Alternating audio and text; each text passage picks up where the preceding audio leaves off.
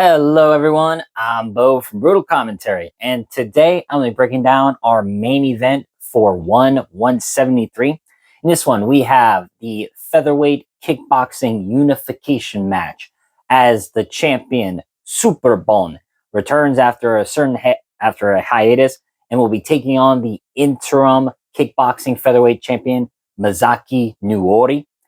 This is not just a fight between two elite strikers. It's more or less a meeting, you could say, of philosophies, if you will. Again, kind of making it grander than it is, but again, this is going to be an amazing fight. That's why I'm doing it. For Superbon, you got the embodiment of Thai structure, patience, and timing, while you have Noori, who is the definition of Japanese rhythm, creativity, and adaptability. It's Thai discipline versus kickboxing evolution. Both are brilliant tacticians. Both have fought the very top of the world. And when they meet, it's not just speed nor power. It's timing, range, and who's going to solve the puzzle first. So with that being said, let's dive into this absolutely fascinating fight. So to give some context on this, sorry about that. Superbon enters this fight as one of the most decorated Thai boxers in modern history. In fact, I believe he's number 5 in the pound-for-pound list of kickboxers / Thai Muay Thai fighters in the world. His wins over Grigory Petrosian shook the entire sport, and a perfectly timed head kick that reminded everyone how dangerous precision can be. But since then, and we've seen a more human side to Superbon.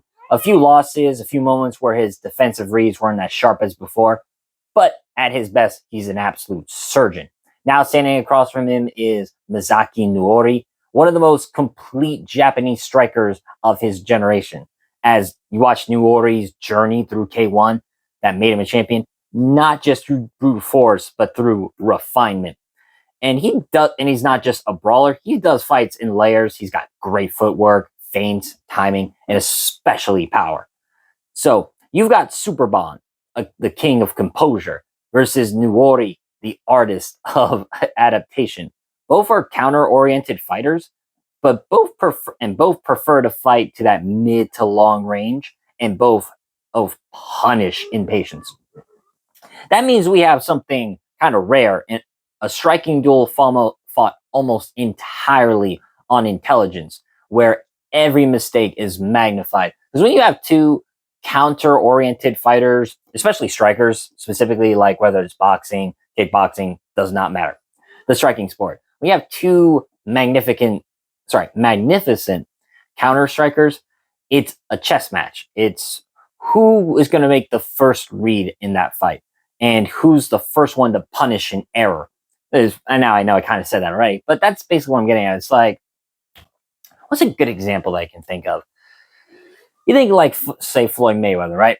One of the best counter strikers we've ever seen in boxing, as he's able to punish so many people. Now, Floyd can be on the offense too, but you look when Floyd is specifically just on his back foot and letting his opponents come to him, every single little mistake, wrong step, or little defensive gaps, he punishes. Superbon's like that, and Noiri's like that. But when you have two elite intelligent fighters, it just becomes a game of reading the patterns and solving that little puzzle. So that being said, let's get into their styles. So looking at Superbon, his game is built around control. He wants to fight at his range, his rhythm, his tempo, fight under his rule set. He stands pretty tall, upright, and very balanced, that classic Thai structure. His lead leg is constantly probing. You see he does that little Thai hop where he goes up and down, where it's just flicking, probing. He keeps to measure distance. And when his opponent steps inside, he intercepts with what's one of his best weapons, if not his signature weapon, that right body kick. And it's not just a strike, it's kind of a defensive wall, because you don't rush Superbon without taking that kick, and that kick is fucking punishing. When Superbon fights his rhythm, it is absolutely beautiful to watch. He will freeze opponents with just that right kick alone. Then he can switch up the tempo with a high kick or a sharp 1-2 down the pipe. And everything Superbon throws is very clean, economical, and perfectly timed. He does not make many mistakes when it comes to his striking, nor any mistakes for that matter when he times his striking. Defensively, is very reliant on anticipation. And as with elite counter strikers, they oftentimes wait or get their reads like the first round or two, reading their tells, slip just as outside of range, and countering with precision. And against most fighters, that's usually enough to dominate. But we've seen a few times now that Superbon's been caught, notably against Chingizi Al Zul. I apologize if I butchered that. When Superbon's rhythm was disrupted. Fighters who can blend that speed, angle, and unpredictability do tend to break Superbon's defensive timing. And that's what makes Noiri such an interesting challenge, because unlike most of Superbon's opponents, Noiri does not have a straight rhythm to him. He is constantly shifting gears, and that can be an absolute nightmare for a timing-based fighter or timing-based counter striker, to be more precise, like Superbon. Now, looking at Noiri, he's one of the most technically evolved fighters I think Japan has ever produced. As Noiri's style is that hybrid of Dutch kickboxing effectiveness, where you ever watch the Dutch kickboxing style, it's like right hook to a rear leg kick, or cross to a switch body kick. It's just a tempo of sorts. Use the momentum of a left-sided strike to immediately go to a right-sided strike. Momentum of a right-sided strike to immediately go for a left-sided strike. Usually it's left punch to gain momentum for the right kick, and then vice versa, right punch for the momentum of a left kick. But he adds that Japanese flair to him as well, that good burst of speed. You see him like a hyper fast jab cross hook.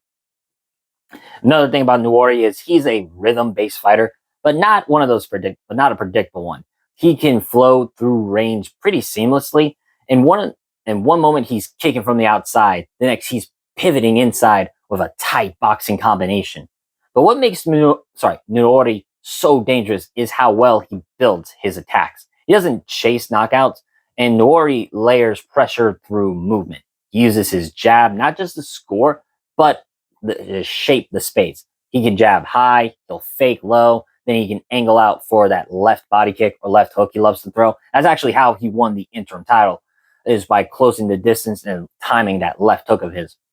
And his timing on stepping knees is excellent, especially when he senses his opponent's kind of resetting after a strike. It's usually the best time to throw a counter or blitz him with your own combo is after an opponent throws a combination. They have to reset back to their stance. That's when Noiri can come in. As for defensively speaking, Noiri's head movement and lateral footwork separates him from many of his contemporaries. He's very comfortable under fire, rolling under hooks, countering on the exit. And that composure in exchanges is very rare in kickboxing, where the pace is very more frantic. Need some water soon. And unlike Superbon, Noiri doesn't need a set rhythm to perform. He thrives in the chaos. You can't time him the same way. He will show one rhythm, break it, and then return to it later when you least expect it. That's kind of the trick to Noiri. It's like, let's say there's one rhythm he has, right? A kind of slow paced kickboxing match. Then it's kind of like he wrote out the plan. Then he throws that plan in the trash, comes up with something completely different. Then he'll get the original plan back and then start all over again. It's just a cycle of one rhythm, break it, new rhythm, go back to the old one. In short, Superbon is a technician who has learned to weaponize that unpredictability. And that's exactly the kind of fighter I honestly think can make Superbon very uncomfortable. Now, when these two styles are together, you have Superbon's structure and Noiri's fluidity. You get basically a tactical war of inches. For Superbon, he'll try to control the distance early, and you expect him to open up with that right body kick, or especially at the start of the bell, establish tempo, and make Noiri respect that range. Because I do know Superbon will be looking for the perfect counter, that pullback cross or check left hook off the teep. But I don't think Noiri will give him those clean reads. And Noiri is going to test Superbon's rhythm immediately, shifting stances, fainting level changes, and using his jab to disrupt the tempo of that right kick. The first 2 rounds are going to be very tense. Both men feeling each other out, neither wanting to make that first mistake that's going to lead to the other capitalizing. But this is where I think Noiri's adaptability gives him the slight edge in this fight. Noiri's very good at using his opponents who try to time him, and Noiri will throw combinations off the break, mix the body and head, and I think force Superbon to defend instead of dictate the terms of the engagement. Now, Superbon, while defensively sound, doesn't love sustained pressure. He is at his best when he controls space, not when Superbon has been being walked down or forced into the exchanges. And Noiri knows how to apply educated pressure, that calculated step just at the right moment, not constantly going forward like ramrod straight, but just those subtle little steps. As Noiri, he's not going to just brawl. He is going to just close distance with good feints and low kicks, then exit before Superbon can reset. As the fight wears on, I think Noiri's variety could become the story, as Superbon's right kick will be a factor. But if Noiri begins reading it, stepping outside, countering with his left hook or right low kick, I think those openings will start to add up. And I think Noiri will start to attack the body early, especially after catching the kick, then layering in knees as Superbon starts high guarding. Those instrumental adjustments can turn a chess match into a quiet domination where at first the fight looks pretty dead even, like they're going tit for tat, strike for strike, but then you slowly realize that the fight is shifting towards one side. In this case, I think Noiri, in comparison to Superbon, who's kind of playing catch up. So, how I kind of see this, I think the early rounds are going to be razor close. I think Superbon will have moments where his timing looks immaculate, clean body kicks, sharp counters. But as the fight progresses, I think Noiri's rhythm and adaptability will start breaking that structure down. And by the midway point, I expect Noiri to control more of the exchange, landing combinations, while Superbon relies on single counters. And you'll see Noiri's footwork come alive, circling off the center line, chopping the legs, digging to the body. Those are the little things that wear down a fighter who needs stillness to operate.